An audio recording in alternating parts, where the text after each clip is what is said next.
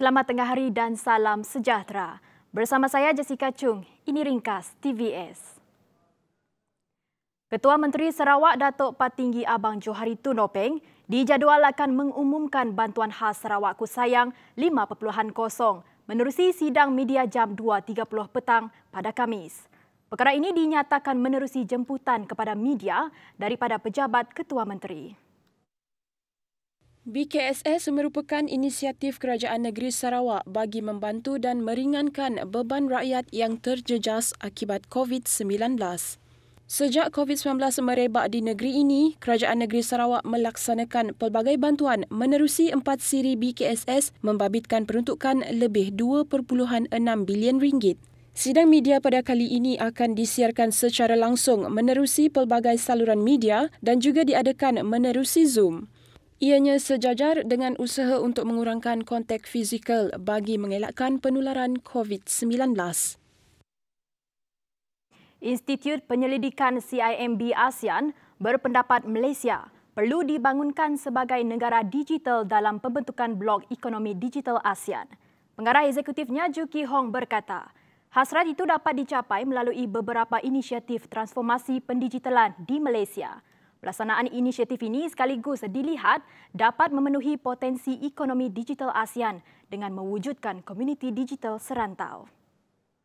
ASEAN perlu menggalakkan perkembangan infrastruktur digital yang mampu membantu perniagaan kecil sejajar dengan matlamat pemulihan ekonomi dan juga untuk menggalakkan pembangunan lestari dan pertumbuhan inklusif.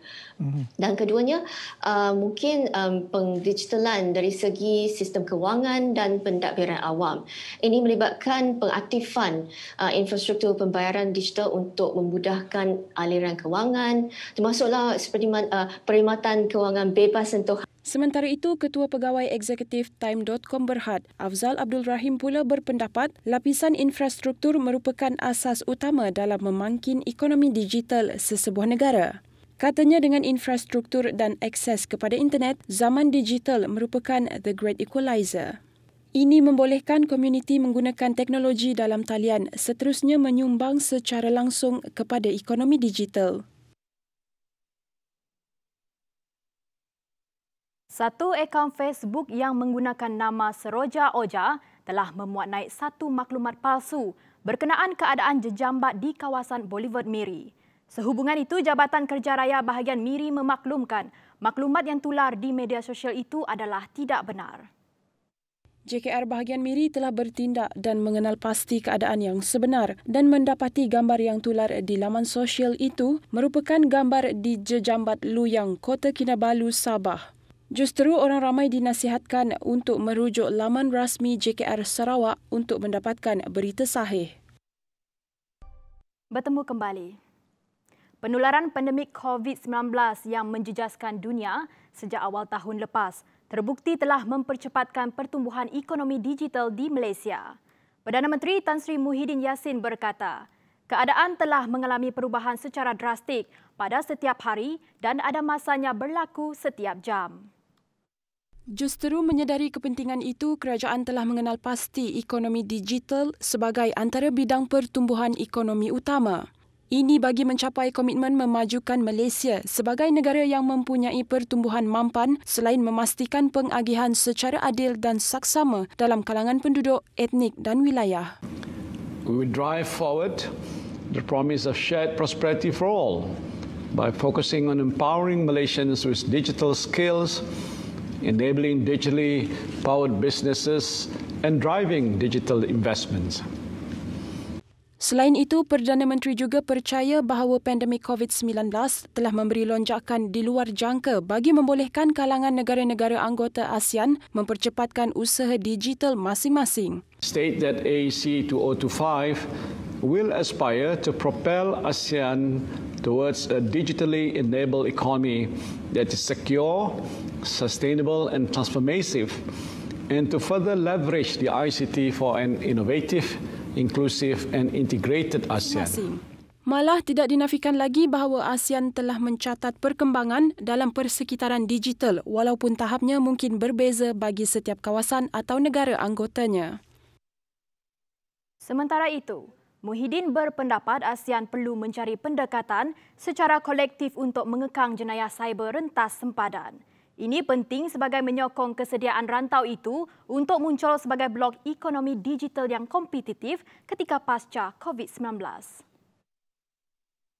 Jelas beliau, cabaran utama yang dihadapi kumpulan serantau dalam bidang cyber adalah untuk terus berada di hadapan dalam dua bidang utama, iaitu mengekang jenayah cyber dan menuju kemajuan ekonomi digital.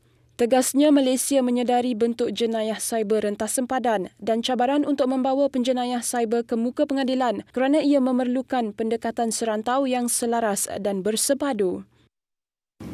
We must be mindful that cyber threats are rapidly changing and encroaching into every sphere of our lives, including how we communicate, how we work, how we conduct online transactions, how we carry out purchases, and even how we defend our national security.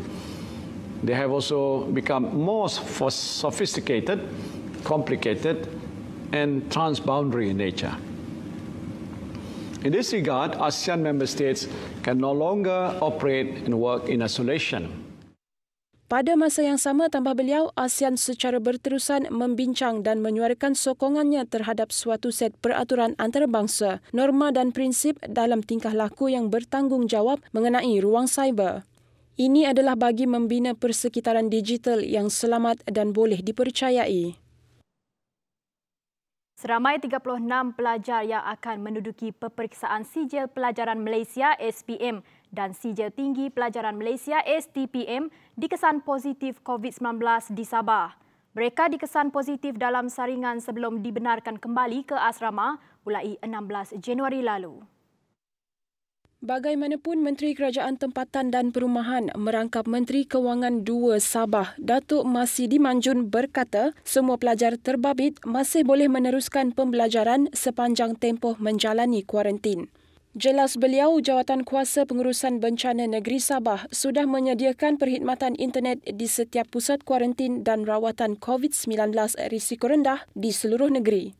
Sementara itu, Pengarah Pendidikan Negeri Sabah, Datuk Dr. Mistrin Radin berkata, langkah pencegahan diambil bagi memastikan tiada pelajar yang dijangkiti COVID-19 ketika berada di dalam asrama di sekolah masing-masing.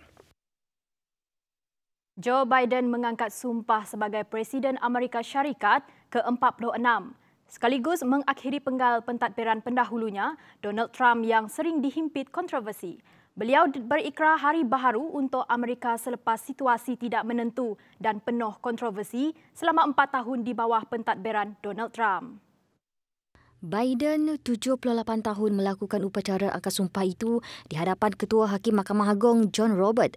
Bekas naib presiden itu menerusi ucapannya turut menggelar acara bersejarah itu sebagai Hari Demokrasi yang membawa harapan dan melaka sejarah baharu. Beliau menjadi presiden paling tua dalam sejarah Amerika Syarikat mengambil alih teraju kepimpinan ketika negara berdepan cabaran amat besar, termasuk pandemik COVID-19 yang meragut 40,000 nyawa.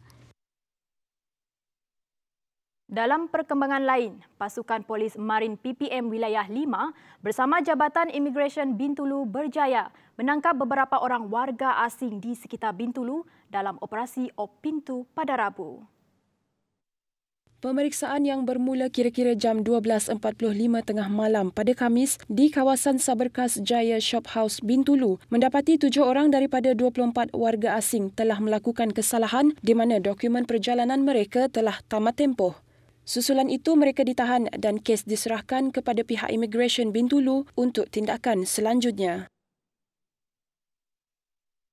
Rokok tidak bercukai yang bernilai hampir RM50,000 dirampas dalam op landai COVID-19 pada Rabu. Menurut Komander Pasukan Polis Marin PPM Wilayah 5, ACP Syamsul Kasim, pemeriksaan dilakukan ke atas sebuah premis tidak bernombor di Court Road, Pekan Bintangor. Polis mendapati premis tersebut menjadi stor penyimpanan pelbagai jenis dan jenama rokok. Manakala pemeriksaan premis kedua yang merupakan kedai runcit dipercayai dimiliki oleh pemilik stor sebelumnya, turut menemui pelbagai jenis dan jenama rokok yang dipercayai tidak bercukai di bawah Akta Kastam 1967. Ekoran itu pasukan serbuan bertindak merampas rokok yang dianggarkan bernilai RM47,184. Suspek berusia 61 tahun itu turut ditahan untuk tindakan dan siasatan lanjut. Laporan itu tadi mengakhiri ringkas TVS untuk jam ini. Teruskan kesetiaan anda bersama kami di saluran 122. Saya Jessica Chung. Salam hormat dan jumpa lagi.